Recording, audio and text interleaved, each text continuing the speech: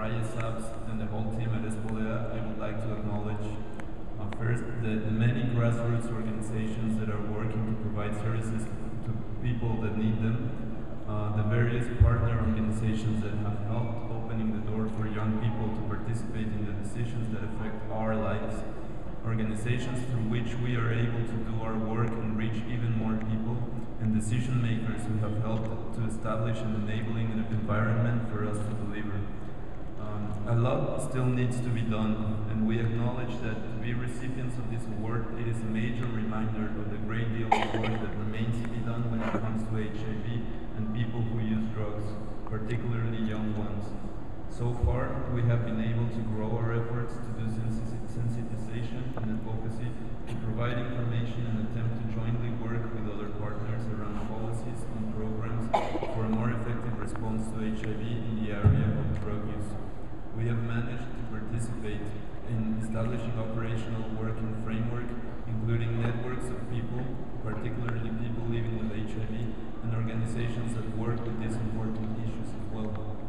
But a lot of challenges remain, among which we prioritize mobilizing to ensure that life-saving harm reduction services are accessible to people who need them, including young drug users, and considering non-injectable use of drugs, including stimulant drugs. Advocate to create a supportive environment and the political will to foster harm reduction. Mobilize financial resources and funding for organizations that work on harm reduction and drug policy in order to achieve consistency on the work we perform. Increase awareness on the added vulnerabilities that women, and especially young women, have to face when they get involved with the use of drugs. Once again, we would like to thank the UN family, especially UNAIDS, and all the partners behind the Red Ribbon Awards, and would like to restate how honored we are with it, and because we see it as a great indicator, which encourages us to continue our efforts and to keep walking towards this common goal in hopes that we can foster more changes. So thank you very much.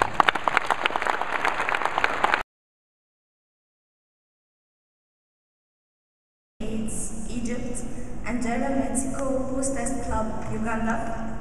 I would love to pass a vote of thanks to UNAIDS and all other partners who have put energy, time, resources to recognize the work done by CBOs and NGOs like us, especially encouraging stopping new infections among children and keeping their mothers alive and healthy. I would love also to thank our donors who have supported us and trusted us to do this work. Sadrida from Uganda says that 18 years ago, she was unable to protect her son from contracting HIV. He's now living with HIV.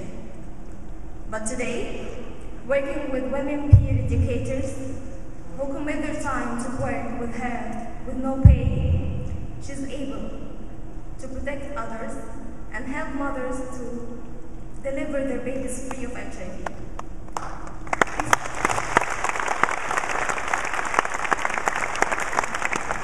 This award actually should be for encouragement to these women so that they know the work is valued at international level. I would also want to share with you a quote said by Egyptian woman who's living with HIV and who has suffered a lot with healthcare services, which has taken part in one of our JICA Egypt activities. She's always wondered if healthcare providers deny her that much, then why should her expect others to understand? She thought it's great to have people like us who let people know what she exactly suffers and who make people wonder for a time if they are living with HIV. I believe women who's living with HIV is also living with her fear, stigma, and discrimination. And that's why we shall continue mobilizing communities for prevention, care, and treatment. And that's why we ask you to stay connected, because together we're greater than AIDS. Thank you.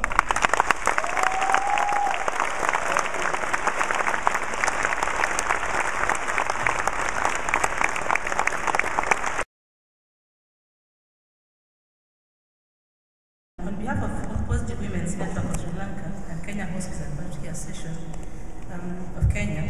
We are humbled and honored to receive the Red Ribbon Award, and we really wish to thank the Red Ribbon Award partners, because there are many partners involved in this, and the UNAIDS for awarding us for giving us this opportunity to actually share the work we do with everybody. As the Honorable Minister said, Positive Women's Network focuses on improving the quality of life of women living with HIV in Sri Lanka by providing a safe, secure and confidential environment free of stigma, and he emphasized a lot on stigma, discrimination, where people living with HIV, especially women, can obtain counseling services, financial and emotional support. And I really want to say that just having shared a few days with the Princey, she might be small, but she's very strong in the work she does. So we really need to love the Princey. She started the organization herself. She's really a strong woman. For Kenya Hospices and Palliative Care Session, which David and I work for, we focus on improving the quality of life of people living with HIV, and not just the people, but also we go beyond the patient or the person and extend our services to their families through our partners. And then, again, we take care of other people with other life-threatening illnesses apart from HIV/AIDS, like cancer and other illnesses. This is mainly through scaling up services in palliative care, looking at training, education, integrating services, and working with the government and the Ministry of Health Hospitals to ensure that palliative care will eventually be integrated at all levels of care, starting from the high levels to the community level as well.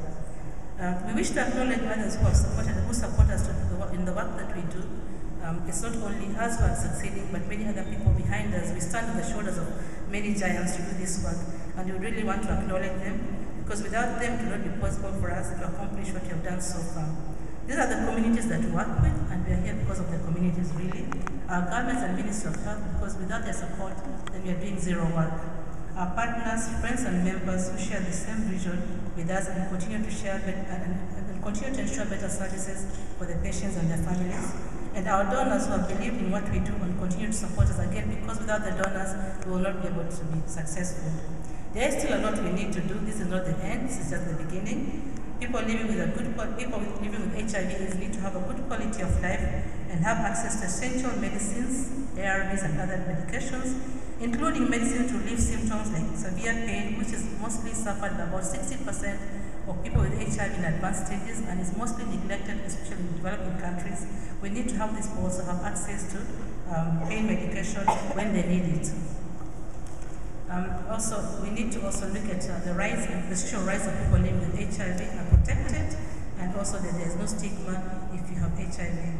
That people are aware of the legal rights and that these are also respected. We believe that together we can all accomplish more. Therefore, let us join hands in our efforts to ensure quality holistic care that focuses on dignity and better living. And the Minister talked about better dying. It's also about living, that when you're alive, you should have a good quality of life. And even when you're dying, you should also have a good death and not a bad death. Once more, thank you for your support and encouragement. Thank you.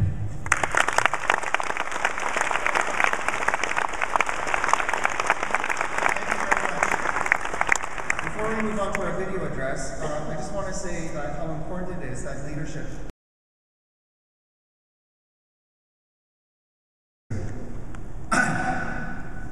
As we all know, people who come for this conference, that since donkey's years, we know that all HIV response should be human rights. It's easy to talk, it's easy to write, it's easy to put in the books or in whatever material that we got it. But when one tries to defend human rights or advocate for human rights, you know the result. It's really, really difficult. It's not easy. And many of the people doesn't like us. All these people who defend human rights or people who advocate for human rights, because we are challenging status quo. We are on the street, we are always at threat of police arrest. Yesterday, 30 people were arrested in the march. And you see that Aung San Suu Kyi was, how many years he was house arrested. So, when people really do this human rights work, advocacy work, it's really, really difficult to do in the real world. At the same time, no one really wants to associate with us. Because we are challenging people, we are making uncomfortable people.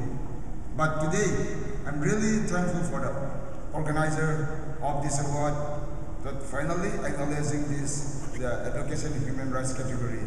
I really thank you for the organizer.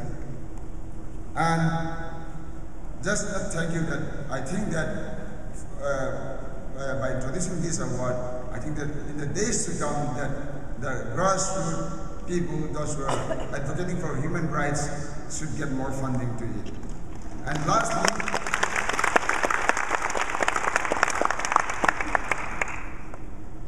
I want to thank that I'll not be able to stand here because of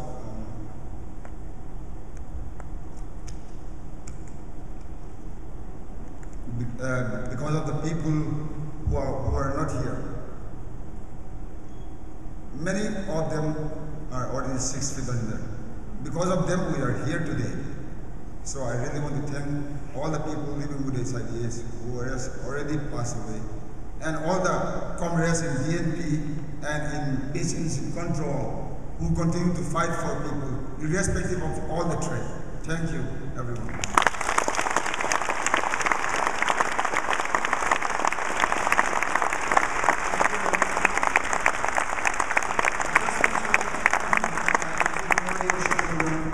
And among others, we have the UN Special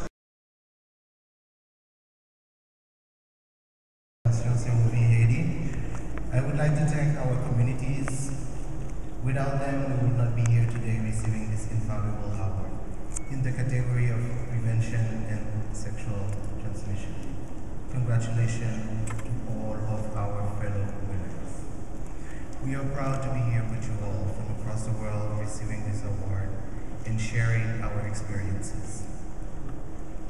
Thanks to the modern day advances and efforts of science, in combination with economic assistance and available HIV treatments, people living with HIV and AIDS currently have a near normal life expectancy in many countries. Yet, in some countries, sexual minorities, LGBTQI individuals, have received little attention, despite their high prevalence of HIV and AIDS. In Haiti, for example, according to the latest survey by Ministry of Health on the prevalence of HIV among sexual minorities, the seroprevalence appeared to be as high as 18.1%. Unfortunately, in some countries, sexual minorities are severely stigmatized and resulting in high levels of verbal and sometimes physical violence. Many countries still have laws that drive stigma and send people underground. This makes it difficult to access healthcare and other social services. Today, in order to take the necessary steps to break this chain of intolerance and reduce the prevalence of HIV and AIDS among sexual minorities, we must fight against double stigmatization. Homophobia is a serious problem that requires the help of everyone. Family,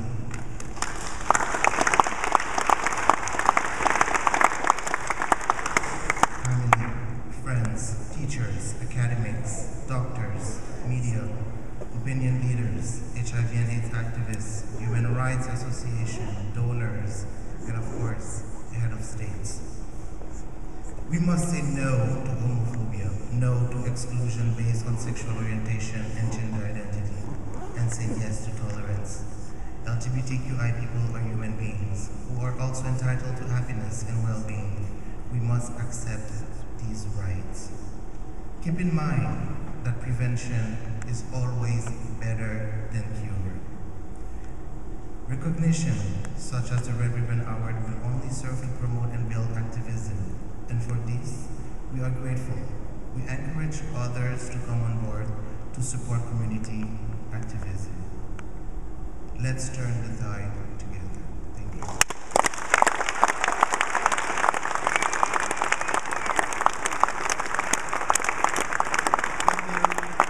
I've also been asked to acknowledge other leaders in the room. Sheila Tnu, for the Regional Director for Africa East and South. And Charles Edley Malcolm, the Regional Director of Eastern Europe and Central Asia. Thank you. And I think it's really appropriate that these leaders here, all of them today, are acknowledging the community leaders.